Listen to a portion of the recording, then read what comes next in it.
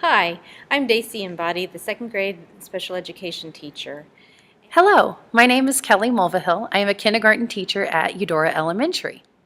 Hi, I'm Ashley Oliveira. I'm a technology teacher here at EES.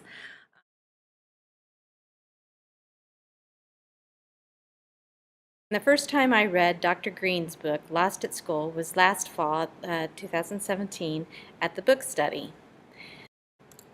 I was excited in reading about an alternative view of kids. A kid will do well if he can. From my experience, it seems like our behavior expectations are not always congruent with the behavior skills some of our students have. Dr. Green explains why kids have lagging skills in their behaviors. He wants us to teach the skills that are missing in order for the student to be successful.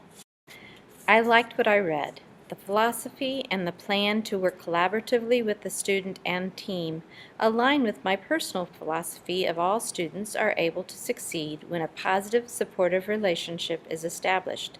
This is my main motivation for wanting to share Dr. Green's proactive Plan B with EES.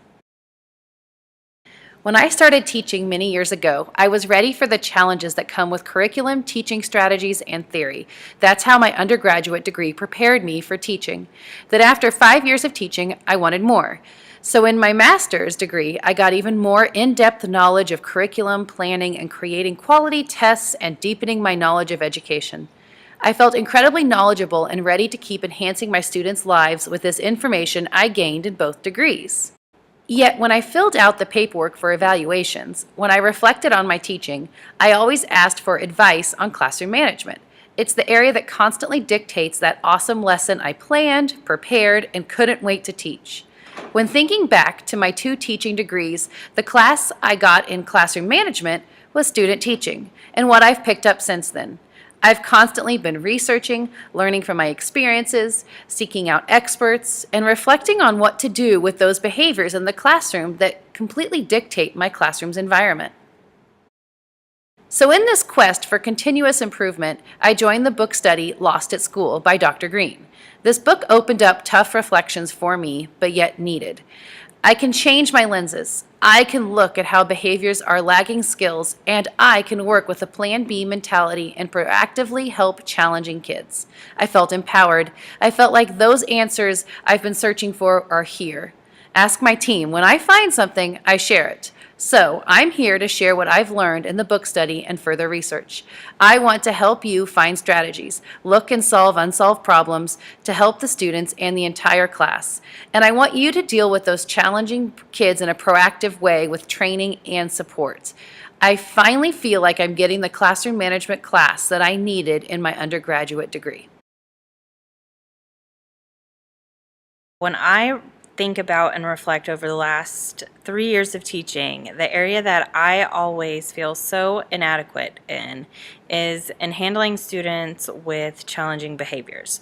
So when there was an opportunity to read and to learn more information about handling those students, I took it. The message of Dr. Green's book, Lost at School, really hit me. I realized that the way I was handling the behaviors and the way I was thinking about the student and their behaviors was actually creating more of those behaviors.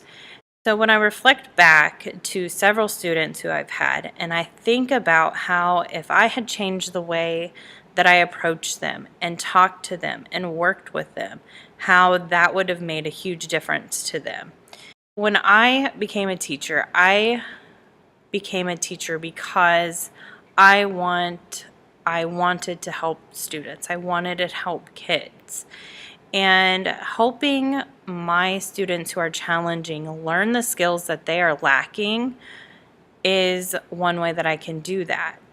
And I feel like, especially at the elementary level, if we help these students learn those skills that they are lacking, that's going to change their entire school experience and their life experience. Change is hard. Changing your mindset is hard. Changing your approach to students, the way you think, yes, that is very hard. But so is going through life not having the skills that you need to be able to succeed. And that's what our students are facing. They don't have the skills that they need to be able to not be challenging, to be able to really do the things that we kind of take for granted.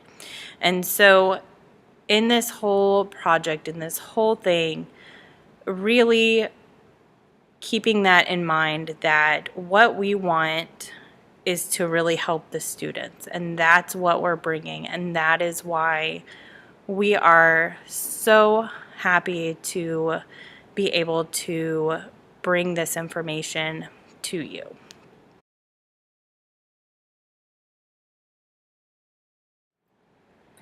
Thank you, Eudora Schools Foundation.